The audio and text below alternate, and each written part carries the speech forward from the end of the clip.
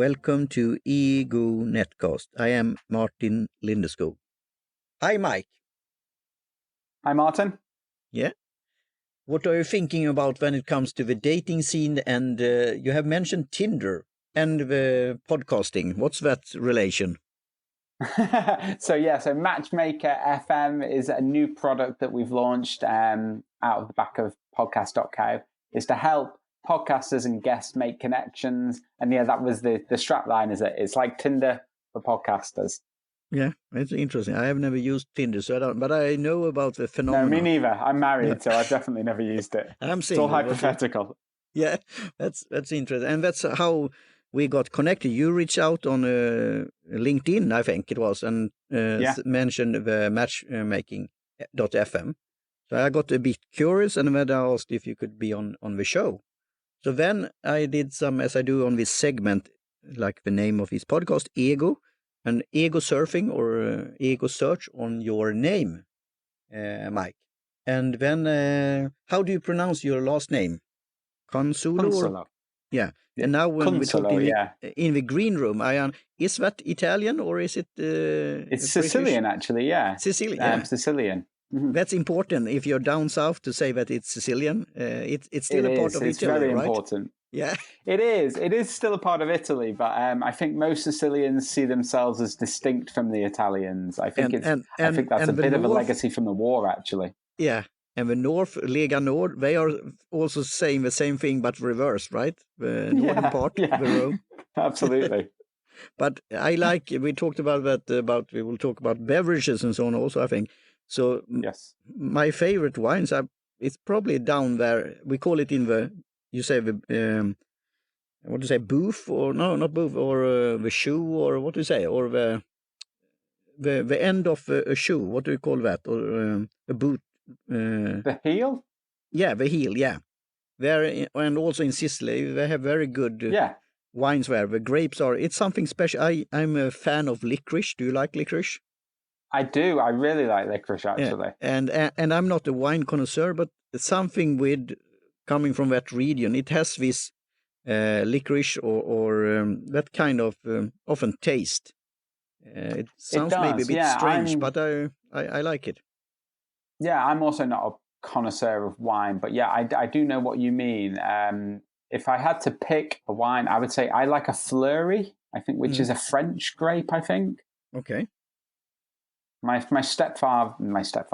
father-in-law is really into wines. So whenever we go there, we always drink incredible wines. And it's impossible to actually buy incredible wine as good as he buys. Mm-hmm. Because he obviously knows what to get. Yeah, that's fascinating. So when I did then a search on your name, then I got like 4,220 results on Google. And first it was a couple of images. They change around. I mean, Google now sometimes. And then LinkedIn, that you are co-founder of podcast.co, the one for Colombia or company ending there.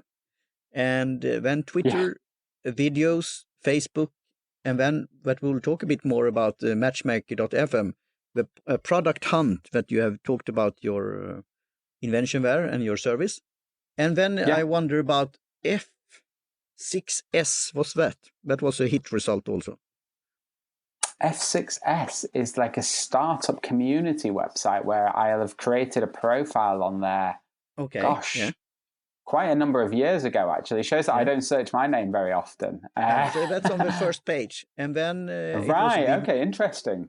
Yeah, so it's like a startup hub, basically. Okay, and then Vimeo videos, and then I could say that from straight up here as the free thinker and an atheist. Are you religious? No, I'm not. And I think I know what's going to come next, actually. Okay. Yeah. So what's that? So that Mike Cunsolo. Yeah. So that Mike Cunsolo isn't me.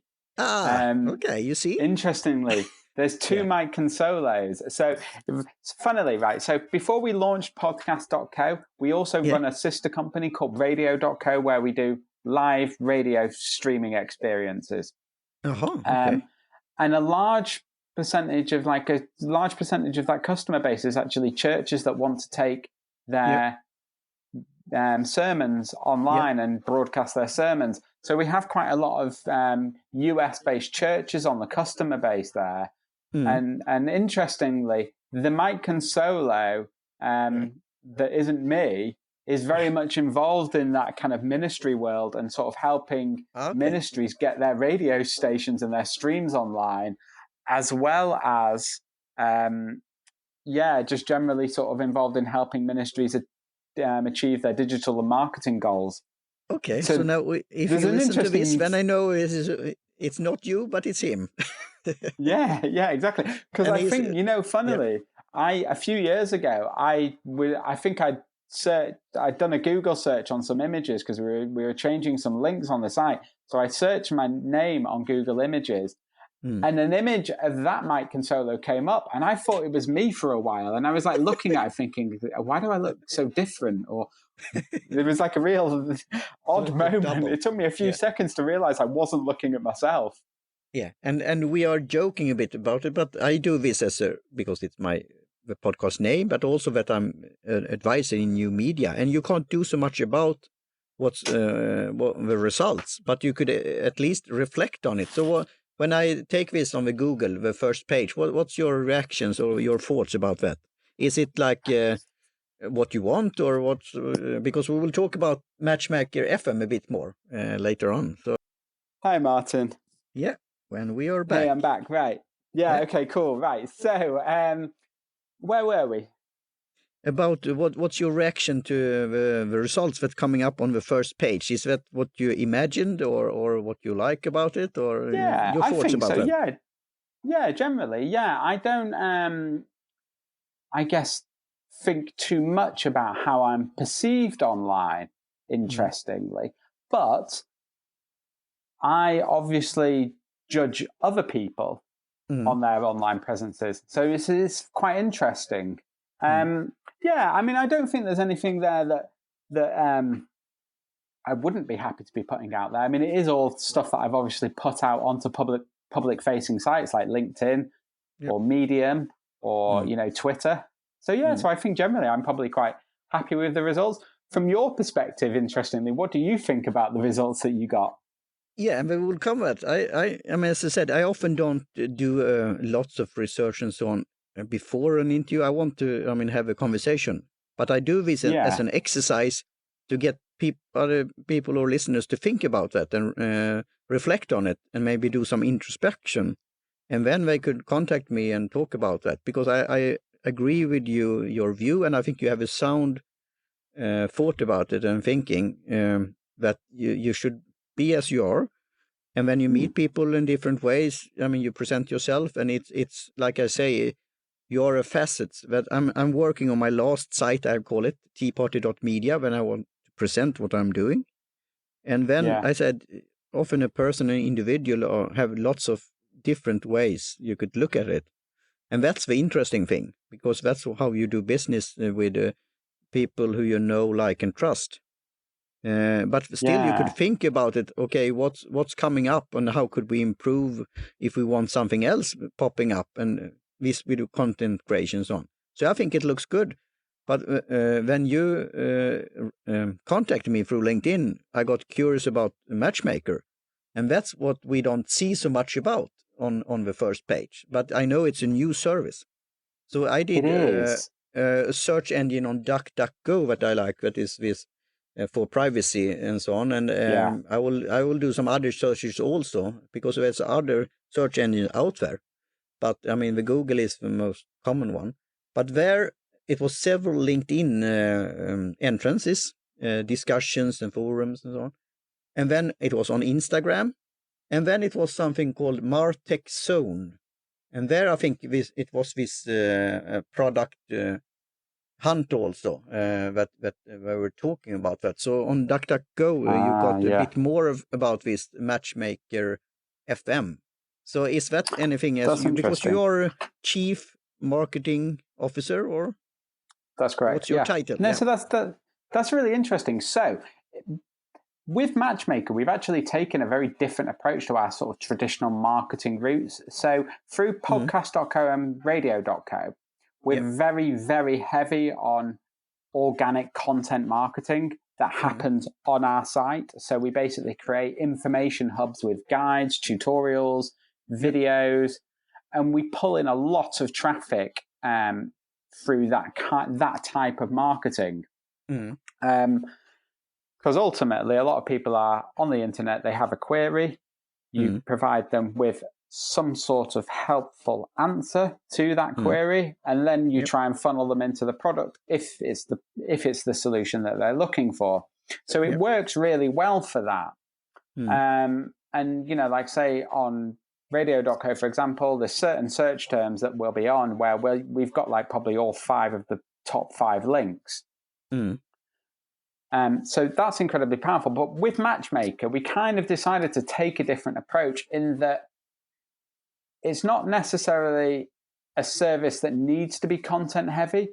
What's the most valuable thing about it as a product, I guess, is allowing people to make those connections. So we decided to take a different approach and actually start our outreach, you know, like I said, via LinkedIn. So we would just go onto LinkedIn, search for people that we think looked interesting, that might be interested in it, and then we try and reach out to them in a way where either a direct invite to create an account, or alternatively, some sort of useful information that they might then find specifically useful. So recently, since this kind of whole lockdown thing started happening, we've been sending a remote guide out to people, which sort of talks about how you can take your podcast and record it remotely because of this kind of current scenario. And I like that guide, and that I will do a comment on that. I did that on Twitter because there you had not missed, but you have several great tools there. But the one that I'm using and that I'm doing right now is Ringer, and I couldn't see that listed, so that you could do an update and say hi to Tim Sinclair. Update. Yeah, Ringer, and that's absolutely good because I mean, lots of the guides and so on, after some time, I mean, they need to get updated. But that's good for content creation because then your site will be fresh. So I like that guide. Another one that we talked about in the green room is Colin Gray of Olitoo. And he has great posts and guides for everything from microphones till whatnot. And he's, I mean, also talking about his services, but also others. So I think that's a good way of doing it. May I ask how have this outreach program, because it's not a cold call or cold message, but you reach out. I mean, I have heard about podcast.co before, I think, and maybe stumble on you when I've done searches, but have you had good responses on that? Yeah, so we launched it around 2 months ago now, and we've got about 2,500 people using the platform, and we've sparked about 2,500 conversations as well. So it is going quite well. It's been really interesting for me because typically I'm used to having a website with loads and loads of pages in it. And with Matchmaker, we've literally got one page. It's the landing page. So it's been a very different approach for us. But yeah, it seems to be working, and it seems to be kind of moving in the right direction. Yeah, and this takes time, as I said. I signed up, I mean, right before we started, and it was a quick process. So I enjoyed that, and I did first as a guest. I like to have guests on my podcast, but I haven't been a guest on so many podcasts, and in a way, maybe I should think about more about that in the future. But then it's how should you describe yourself? What should I say? So I said very short and sweet that you should have me as a guest because I'm a contrarian. I think differently regarding marketing and so on. As I said, I'm not maybe an expert, but I have found my way through blogging since 2002, podcasting since 2006. I have some kind of guidance with philosophy in me. So maybe I could be an interesting guest there. I don't know. But I already, when I also signed up for that I want to have guests, and already I've got a person that contacted me here right before we started recording. So I will talk to him and we'll see. Because I'm very open to that, to have guests on my podcast. then we could talk about, maybe you don't see them as a competitor. As I said in the green room, we said it's a big market here and lots of space for lots of organizations, companies, and so on. Yeah, but there is. Have you used or have you heard about podcastingguest.com? Yes, I've not used it, but I have heard of it actually, and I've spoken to the founder of that service before on LinkedIn. So I'm aware of it, and I think Podchaser, if you're aware of them, I interviewed him on my podcast. So they've been working on a similar service as well. Like I said, I think ultimately competition is a good thing. Personally, I think it's it's a good thing to know who your customers are and focus on creating the experience that they want and not really worry about what other businesses are doing. Yep. I agree. Per se. So because I had a very interesting experience with podcasting guests, because I wanted to, I've been blogging and podcasting for a long time, but I am very open with that with my clients and so on. I could guide them how they should do their podcast. But I say that I have struggled with my own podcast with to do it on a regular basis, because I served others and helped others and other things going on, but I haven't given up. I'm still continue with it. But I could give a good advice how to do it on a regular basis. So then I wanted to have more guests, and I got like more than 10 guests in a pipeline. And that was a good thing in a way, but it was also, how to schedule it and so on, and to know when to put it in and so on. So I got almost overwhelmed there. That's very interesting. Yeah, but I liked it, so I tested. And then the Podchaser, there it's, I think, still under wraps in a way, because I filled out a long, survey. Yeah. And I said that to Cole then later on, to joke that, okay, I'm all for the data mining and so on, but I did sometimes funny comments on it, because I understand they're collecting data here that could be valuable for them and for people, how they want to match podcasters and guests.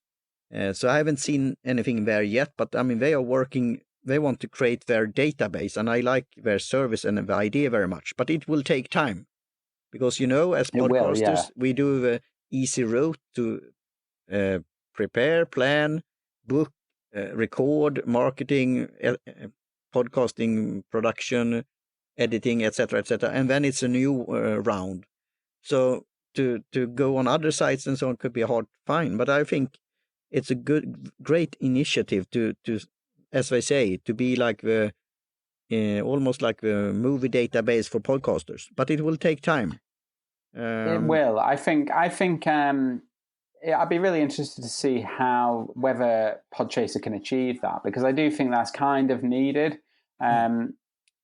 Ultimately, the industry itself is so early stage, really, even though it's been going for a long time, and there've been people like yourself podcasting for a very long time, actually. But as a sort of widely recognized industry, I kind of feel like the last few years were kind of, for audio, were kind of where video was maybe 10 years ago, where there was suddenly this big influx into online video. Everyone was creating videos and uploading them. And now you've got, 5 million videos being watched every day on YouTube, 5 billion videos being watched every day on YouTube. And I think we're only at the beginnings of all of that with audio, personally.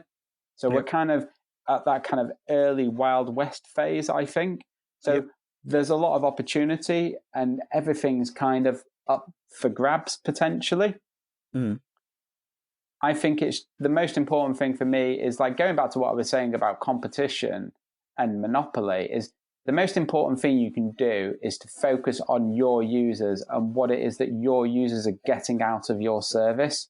From the content marketing that we were doing around podcast.co, we kind of realized that there was this gap for people on the podcast sort of organization element. So, like you were saying, once you've got all of these requests, you're then suddenly overwhelmed. So there's more sort of tools and services that we can build within Matchmaker to help people. And we wouldn't have really realized all of that if we hadn't been doing the kind of type of content strategy and outreach we were doing on podcast.co. And similarly, we probably wouldn't have even built podcast.co if we hadn't already built radio.co. And because we were doing live radio streaming, we were suddenly getting a demand for on-demand audio as well. So this stuff is, obviously all connected. Yep, and that's interesting. As I said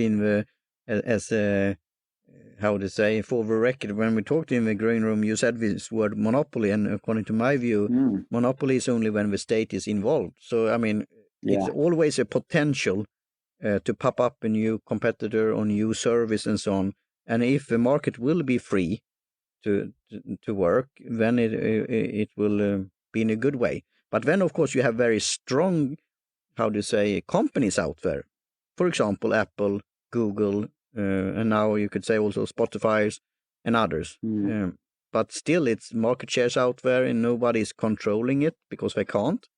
The thing is that could be a discussion is how do you use like the standard, like the RSS feed, for example.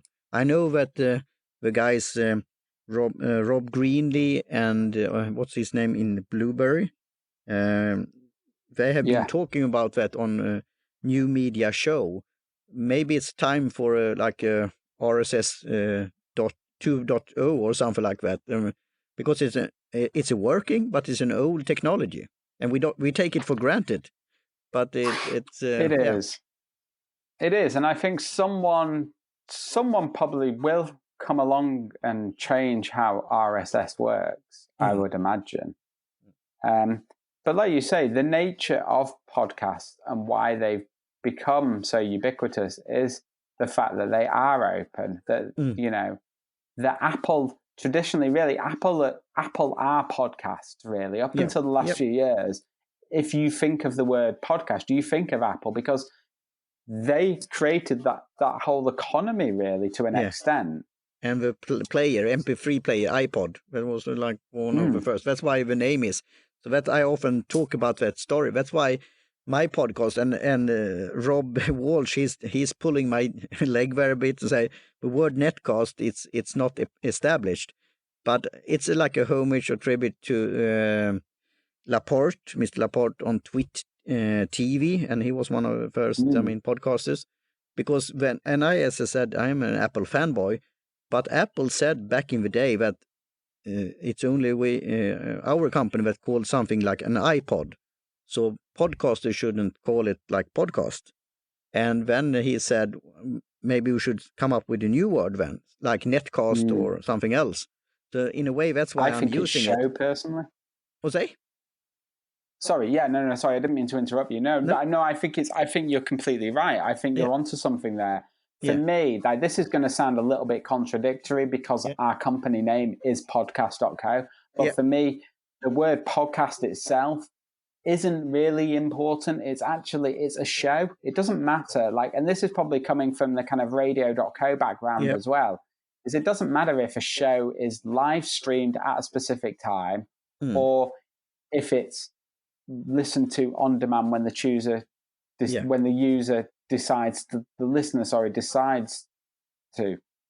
So it's just a show. It's just an experience, and similarly, it doesn't really matter where it happens. Like a large percentage of podcast listening actually happens on YouTube. I'm reading your mind. I mean, I have this EGO NetCast.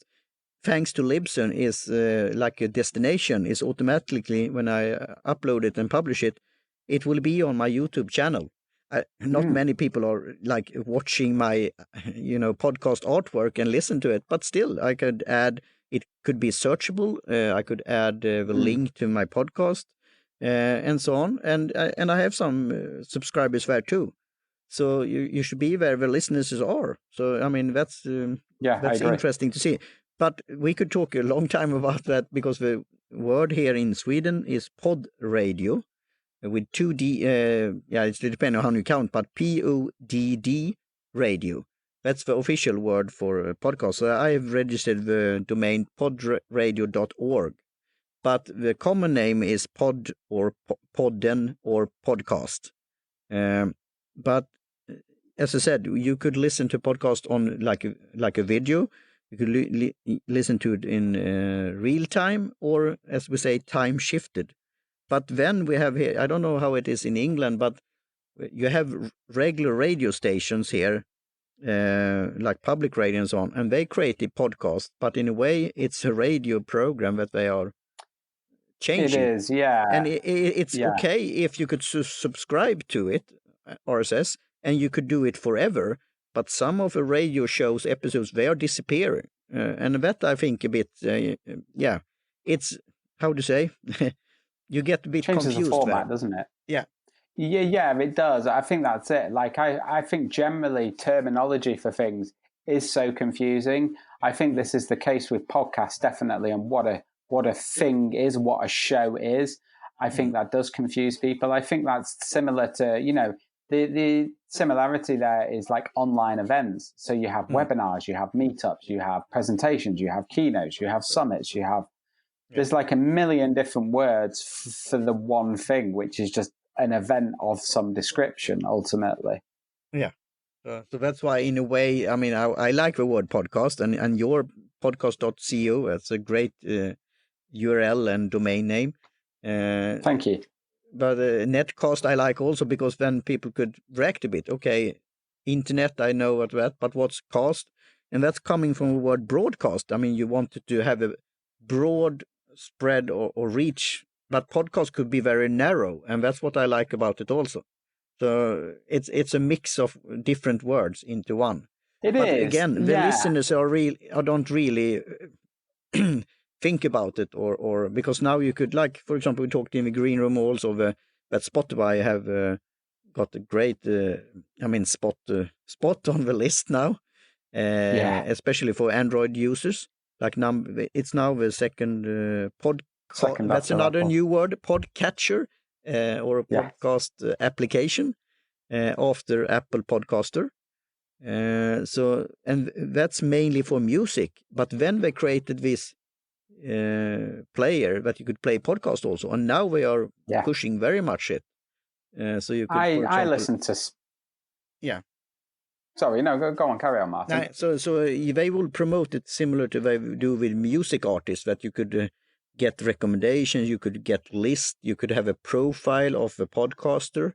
But the player, and I like it in a way, but the first, when we created it, you couldn't do quick speed or boost or something like that, because you don't do that with music, right?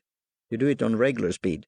But podcast, if I talk slowly, then if somebody wants to speed it up, they could do that. For example, one of my favorite podcaster or podcatcher app is Overcast. Do you know that one? Yeah, on iPhone? Yeah, I do. He has this. I think we distribute to Overcast, actually. Yeah, because it's a great service. And Marco, he wants to do his thing, and he wants to create his application. And there you have a boost, and you have fast speed, or how do you say? So it sound in a good way. So, and it's again up to the listeners. So if they will think our conversation is maybe too dry or too slow, they could speed it up. I mean, I'm all for it. Yeah. Yeah, that's it. I think it's going back to what you're saying before. You've got to be where your listeners are, and you've also got to give them what they want ultimately. Otherwise, they'll just tune out. I think Overcast, actually, we do distribute to Overcast. I think they're one of the services that pulls from Apple. So they pull from Apple's podcast most directory. of them. He's saying that publicly. I mean, he is an Apple fanboy in a way, but he's also could give them a constructive criticism. He only do that it is for, like, distributing that, because we talked about that also, without to joke and mention any names, but there are other players out there, market players, that fiddle with the RSS feed a bit. And maybe they are not so open with it. I'm all for it if you read the fine print, so on. And I mean, the listeners don't get harmed by it. But it could be a difficult situation. But again, the market will take care of this. So. I agree. I mean, by nature, podcasts are open. So I think of the kind of free players that are trying to control the market, Apple Podcasts and Spotify, I think the players that try to shut it down to control the advertising are the ones that will potentially lose out longer term. But who knows? It's, like I said, it is a Wild West, and anything could ultimately happen. And as long as sorry, go on. No, continue. As long as people, as long as, say, podcasters get a cut of any advertising revenue that a platform is generating off the back of your content, I think that's okay. It's only when people are taking assets that other people are creating, injecting adverts onto them, and then not giving them a cut, which is really, this is the whole fundamental problem with TuneIn's business model. Because they basically pull in the radio streams, they spit an advert out at the front of it, but then that doesn't necessarily cover all the licensing issues. So, and then the only person that sees the benefit from that is TuneIn, because the stations themselves don't get any cut from their revenue. I didn't know that. That's good to know, because I think I distributing through TuneIn also. I've added that where you add it like manually, I think, in a way. But because I think that's how Alexa pulls podcasts. If you don't have a dedicated skill for your podcast, if it's on TuneIn, it will play your podcast. So we'll see. And for the record, because I have handed over my Twitter name, Lyceum, to Zachary Davis of Himalaya Premium Content of Himalaya Podcaster app, and also he's working with very interesting project called Lyceum.fm. That's educational podcast. So he reached out to me and talked about my Twitter name. He was interested in that, and when we had a discussion, and when I handed over that name, so now my Twitter handle is Lyceum Peripatos, and Peripatos is also a name or nickname for the school of Athens in Greece, Aristotle's school. So, and then I got curious to test their application. So I've done that also. And I have tipped some of my friends and listeners, and some said that, wow, I like that very much. I want to use that, because, I mean, every listeners could have their, what they want to have, what kind of features and so on. So I think it's good. But we should know that the big players are Apple Podcaster and now Spotify. And we are waiting for the day when Google Podcast will really enter the market. When every Android phone will have it on like a standard. What do you predict then? Will we see a boom in podcast consumption then? Because I mean, it's more Android phones out there than iPhones. Do you know the phrase .mom? Have you heard that phrase before? No. So .mom was coined in relation to Facebook, where things are so ubiquitous that even your mum knows what it is, or your mom, because it's an American phrase. So instead of .com, it's .mom. So I think once Google sort of properly enter the market, like you say, we will see a kind of .mom explosion, personally. And how are you preparing on that then, on podcast.co? Well, I mean, I guess our sort of strategy moving forward is, we are a podcast host. I think we've got kind of interesting ideas around our product and where we're going to be taking that. We've also, just on the production side of things, we just signed an exclusive deal with Rock Nation to produce all of their podcasts for them and their artists. So we're probably going to be kind of ramping up some of that content production side of stuff. And that's a trend. What we see is how is audio boom going right now? I mean, that was one of the first services I used.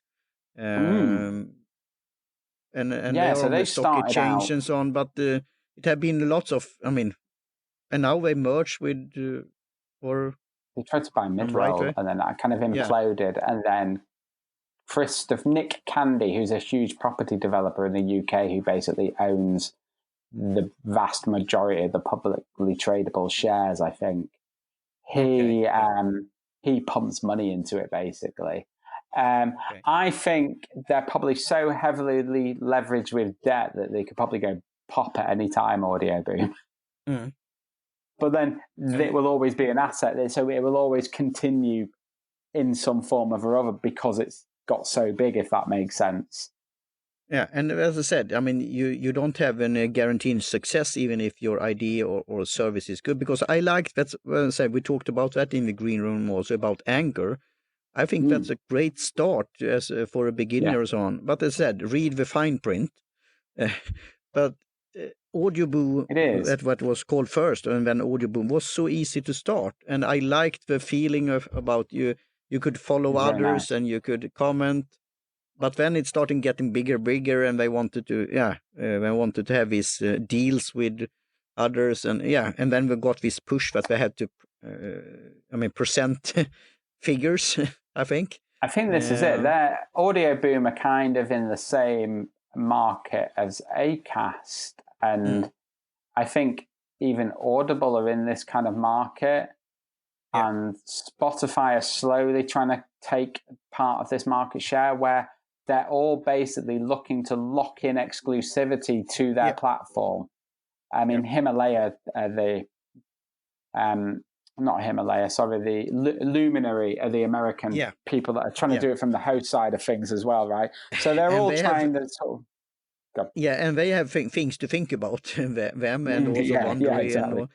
But I mean, Himalaya is in a way that also, and that's why I'm testing it, but more like a test, but also that as an ambassador for Lyceum.fm, I want to see if that could work. And we talked about that also. You have that on your site, that if you have a certain number, you could help them with sponsorship, advertising, and so on. And most of the podcasters out there don't have that number.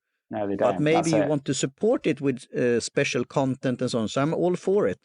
But the big players are for the big podcast hosts that already are known from TV, radio, or they are celebrities. And that's all fine.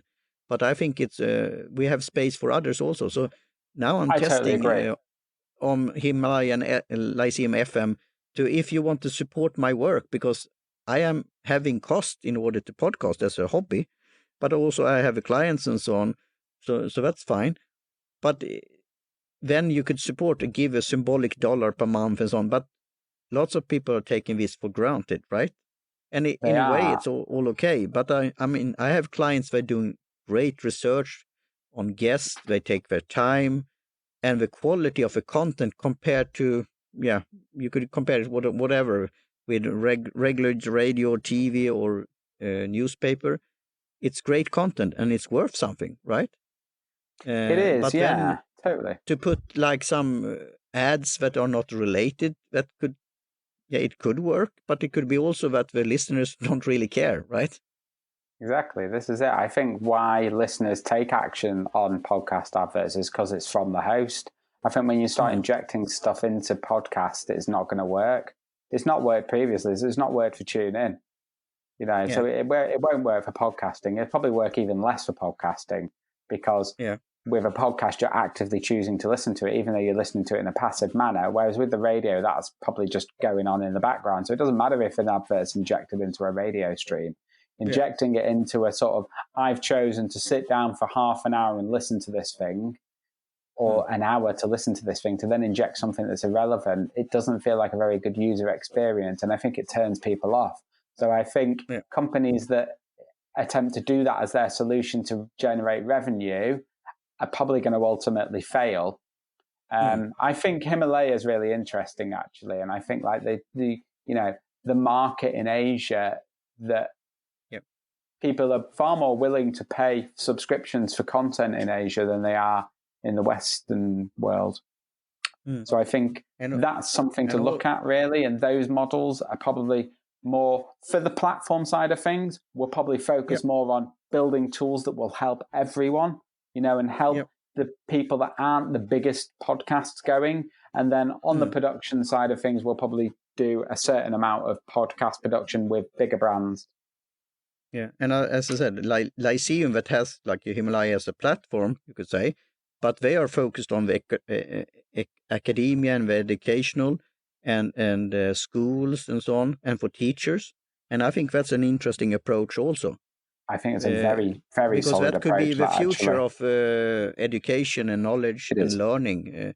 And at times like this, when we are consuming on distance and long distance, and when we want and when we have time, that could be an interesting thing. But again, it's how you, and then maybe you have some thoughts about that. How should they so-called market it, and how should they educate about the service? Because you and I take it for granted, but not everyone, not all moms out there don't do that yet, right? Yeah, that's true. I think actually, in the first instance, they'll probably do quite well, because you've kind of already answered it, really. They've got a niche that they've focused on. It's around education.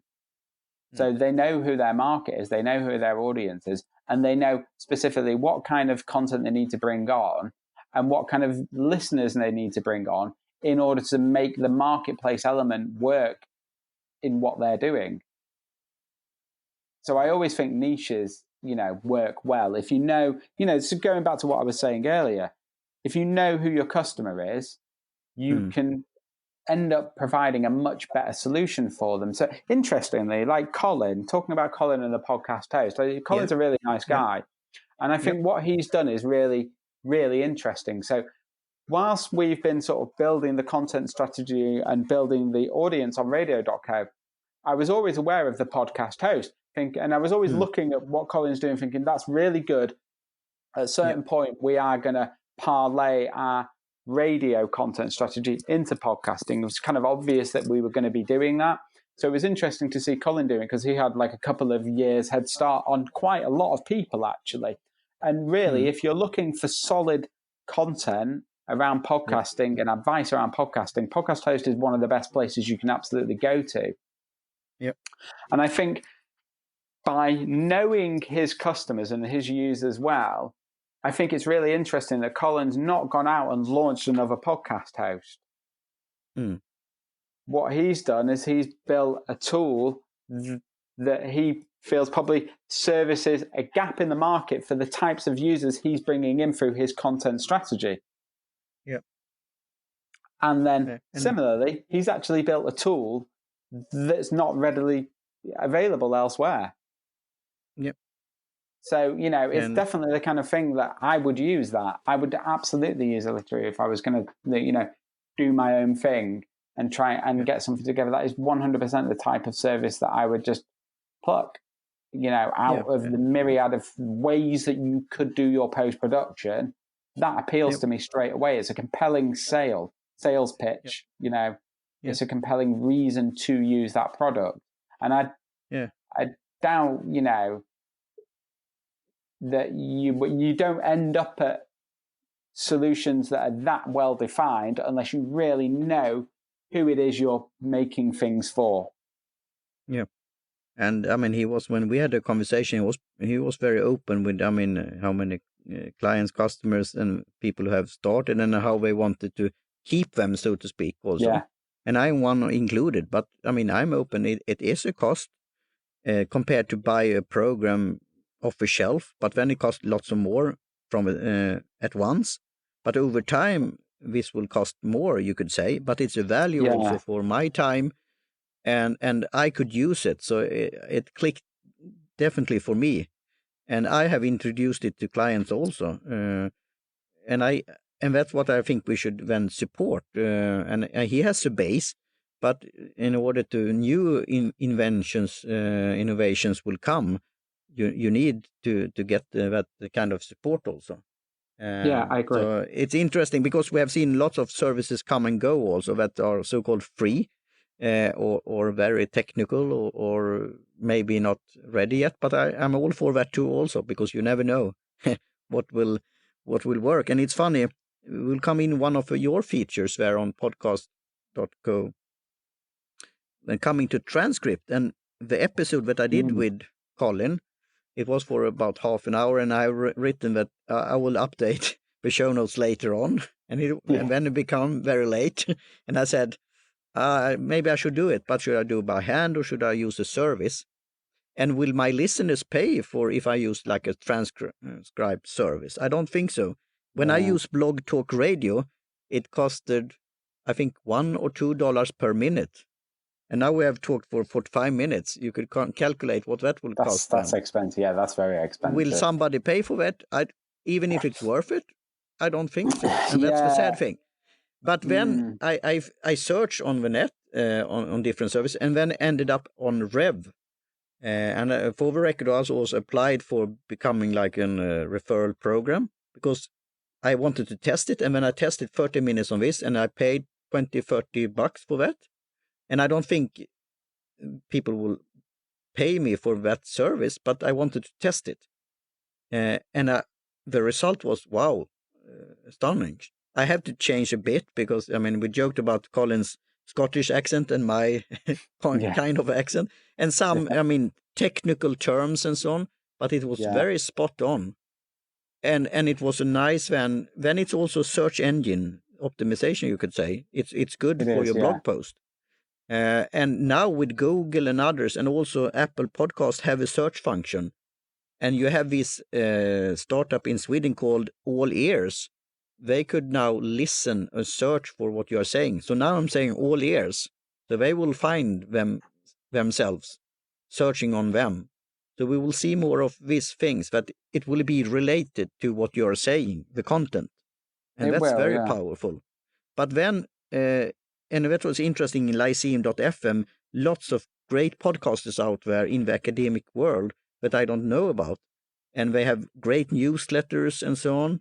And then I found an article about transcript, and they had this standpoint that should be not taken for granted, but for people with certain needs or that they want to read at the same time they listen, that's good to have. But on the other hand, it's who should pay for it and the time for the podcaster to make it, right? So here it's but you have a service. It's included in your, could you tell a bit about that, in your package there, right?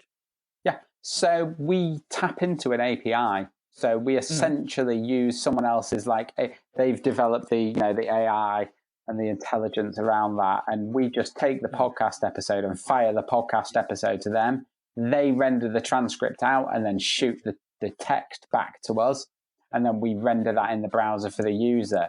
And it's, it's fairly accurate. But like the thing about transcripts are, because we do like on the client production side of stuff, we provide transcripts because it's kind of easier for us, because we'll produce a podcast for a client and then we'll run it through our transcript software. We'll get the transcripts, and then from the transcript, we'll do quite a few other things. Like we'll extract social quotes.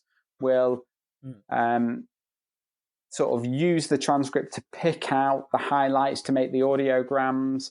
We'll use that to pick out the highlights to make any social videos that go alongside it. So we actually get a lot of that. And then we'll also provide it to the client and say, this is the edited transcript that you can then use as a blog post. So we find it as a company incredibly useful. And I think most podcasters find it useful because there's a lot of different ways that it can provide value.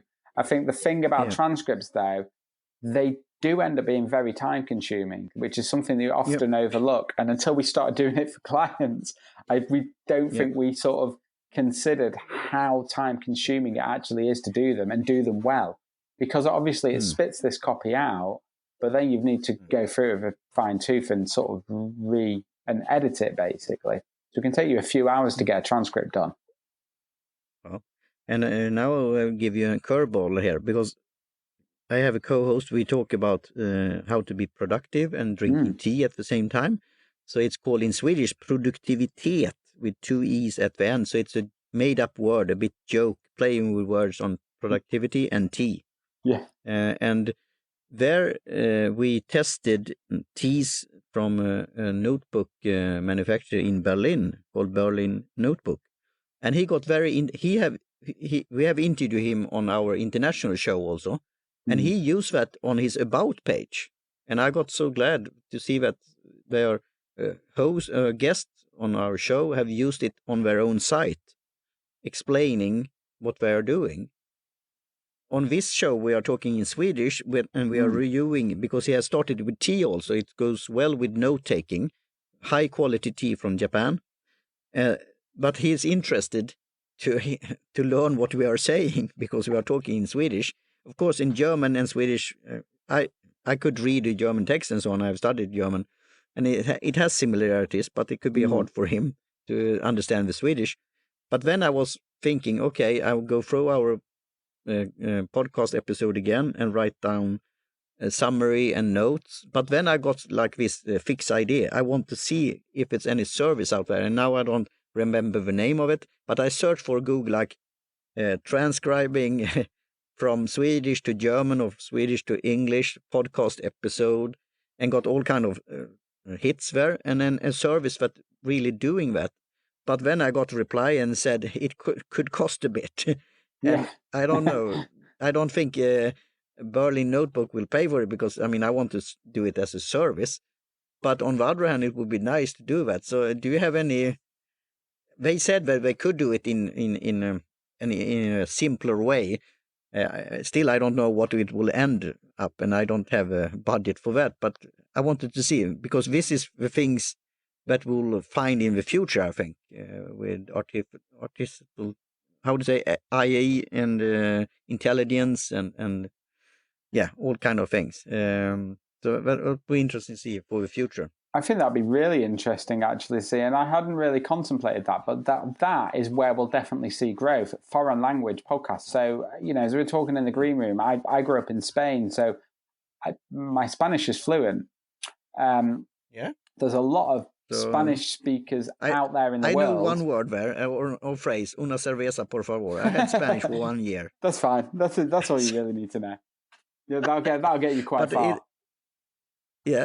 But it's good that you're saying that, because now I interrupt you there. But you have Elsie Escobar from Libsyn, the marketing, social media there, and she's great. And she has started a podcast in Spanish, and it's a huge market. Yeah, I mean, it is. the Spanish. It's completely on tap. The Spanish market, I think German language market as well, is quite well developed, supposedly. Like producing German language content. I mean, like, this is the thing. This is often overlooked as like a kind of English speaker within other markets. How much desire there is for content in that native language. So like Spanish language speakers, there's a huge amount of Spanish language speakers over the world. So I think there's a tremendous opportunity to take a podcast that's in one language and convert it into another language, whether that's the transcript or even the actual recording. Like, I mean, that's very, like, that's not currently possible to do unless you're using kind of, I guess, AI voice stuff. I think, I reckon if anyone's going to be able to do that, Descript will be the people to do it, because I think they can change voice tones with their AI. So you can That's interesting. take your audio, edit your audio, and the way you edit the audio is really interesting, because you edit the text. So you chop a word out and it chops the audio. Yeah. Okay. Yeah. And I think they wouldn't be surprised if they're even working on something like this, because that'd be a huge market and a huge, win for any company if they could crack translating a podcast from one language to another. Yeah, it's fascinating. Yeah, it's really interesting to think about that, and I think we'll see that happening. I think someone will crack that at some point. So, Mike, great talking to you. Have you anything you want to talk more about when it comes to podcast.co or this matchmaker service or something else? No, I mean, we haven't talked about tea yet. We've talked about other beverages, but and music was the other thing that we didn't get onto. I'm a tea drinker. Yeah, I like a chocolate chai tea. I tend to have a chocolate chai tea in the evenings, so you get a kind of chocolate hit, but it's not too highly caffeinated. And it's not too stimulating. Do they have any special blend in Manchester? Because I know about Yorkshire tea. This Yorkshire Gold is good. Tea. That's That's Yorkshire strong. Gold is. But do you have some similar to that in Manchester? I think Tetley's is probably from Manchester. It sounds like it sounds like it's a Lancashire thing. I think Tetley's is, but yeah, I like if I'm drinking a kind of standard tea out of the box, I drink Yorkshire Gold because it's really good. I think it's a blend of Assam and breakfast tea blend. So, but yeah, I think it's the Assam that they add to it that gives it that kind of richness. And there we have it when we talk about interest, how to, I mean, we have talked, in a way it's not a problem, but how to find other podcasts and your interest and so on. And it was also when somebody reached out, it's popping up a new service called Good Pods, I think it's called a Good Pod. Good Pod, I'm going to have a look at that. Have you heard about that? No, I've not. Yeah. No, I'll check that out. It's like the icon is like some headphones, yellow, that are vibrating or something like that. And they hit me up on Twitter, direct message there. And I registered an account there, and I haven't looked so much into it, but it looks interesting also. Yeah, I'll have a look at that. So you could you could recommend what you are listening and you could follow and so on. Again, the market will see, will this, play out, work out, but it's fascinating. Lots of things happening. Yeah, I think like that's it. The recommendation stuff. Like I kind of just take a traditional approach to that kind of currently. More often than not, I get recommended something by someone else and I'll go and check it out. Yeah. And then I'll probably start consuming it if I like it. But yeah, I think there's a lot of kind of potential around recommendation, definitely. And no one's really cracked that. Like thinking about the music thing, like where do I discover new music? I don't really discover new music through Spotify. Like Spotify suggested me some artists that I've not heard of before. But more often than not, the best way to discover new music for me is listening to the radio and listening to a DJ that I really like. So Iggy Pop often DJs on Six Music in the UK. And whenever he plays, whenever he does a show on Six Music, I'm pretty much guaranteed to check out most of the artists that he's talking about because I won't have heard of them. Okay, that's interesting that you have that. I mean, in other countries, I mean, depending on what kind of music you like, and I am for free radio there, and I fight it for that. And here we had state-owned radio, and now you have commercial radio, and I'm all for it. But it have become pretty bland. Yeah. But I mean, if a majority wants to listen to that, I'm all fine with, but I don't listen to it. So then you have to find other ways, like personal recommendation. But there you had Apple search and also their algorithm. So I got suggested because I like synth pop and electronic and so on. Yeah. James Knights that I've interviewed on my show.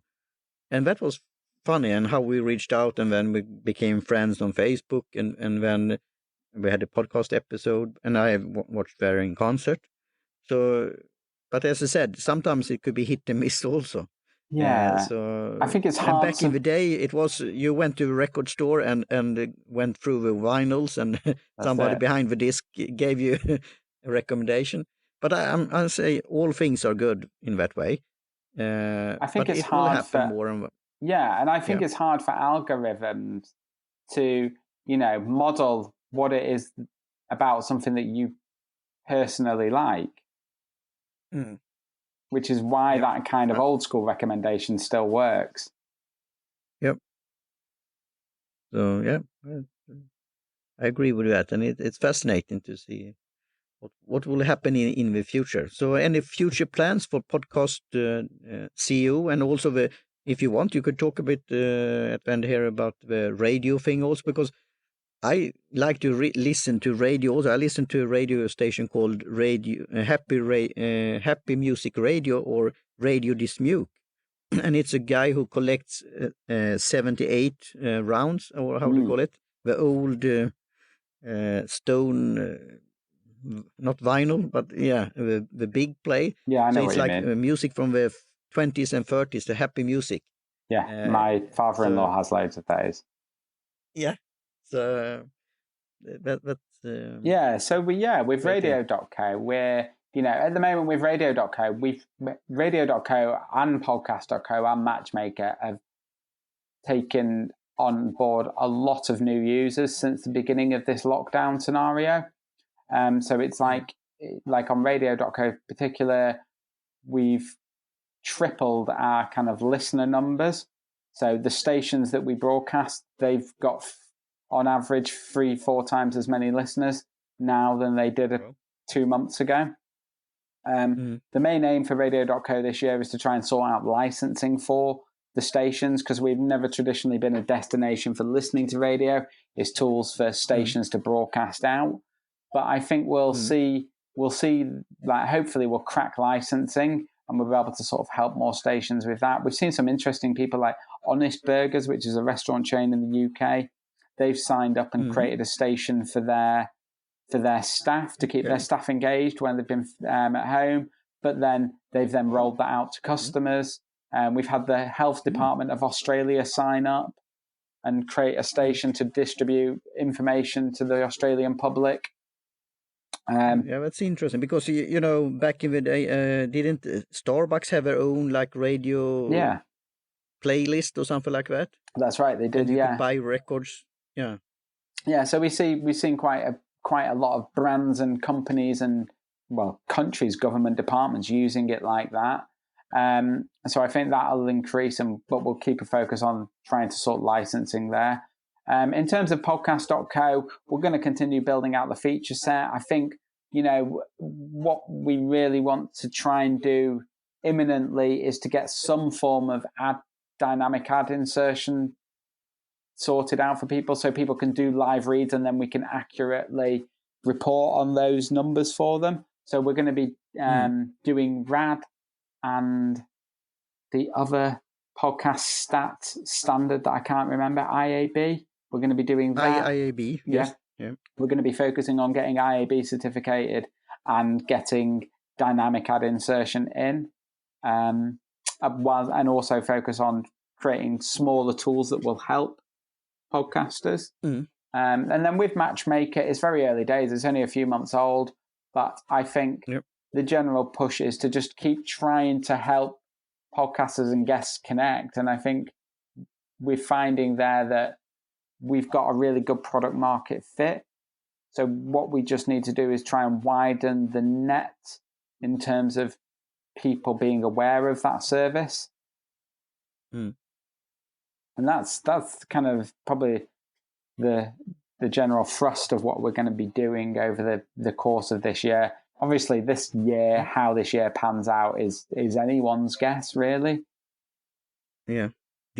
Had you planned to be on any? We had planned to do an unconference or potluck conference, the first one on podcasting here in Gothenburg, Sweden. We planned that for March, but we had to postpone that. And I know Spotify in Stockholm, they had a planned podcast summit. And, you know, South by Southwest in America. We were going to be going to that, and also I look forward to one that's in May, the Outliers podcast. I know. They will be the virtual summit, and the other day it was Podchaser. So have you been at that as a company representative on different conferences or events or meetups or? Yeah, we do stuff like that quite often. We did radio days in Copenhagen recently. We were supposed to be going to South by Southwest, but it's been cancelled. So in Copenhagen, that's interesting. Yeah, radio days. The Centre for Podcasting had a stage at Radio Days conference. Okay. So we went to that last year. Good to know. Yeah, we were, like I said, we were supposed to go to South by Southwest with podcast.co and Matchmaker, but it's been cancelled. I think some of it is going to naturally move online, and then moving forward, we'll just do some of this type of stuff online more and more. But I always think we'll need kind of physical connections as well. So I think there'll be place for both things. So thanks, Mike, for our chat. Is it any pleasure. Thing you want to add for, or you have to then also, now we know where to go, podcast.co, but you could repeat it, and the places where they could find you on the interwebs. Yeah, podcast.co or matchmaker.fm if you want to use either of the products. If you want to speak to me personally, I'm on Twitter at Mr. Cunsolo. So my surname being Sicilian is CUN for November, S for sugar. O for Oscar, L for Lima, O for Oscar. I have to just get in the habit of saying that because people can never spell my surname.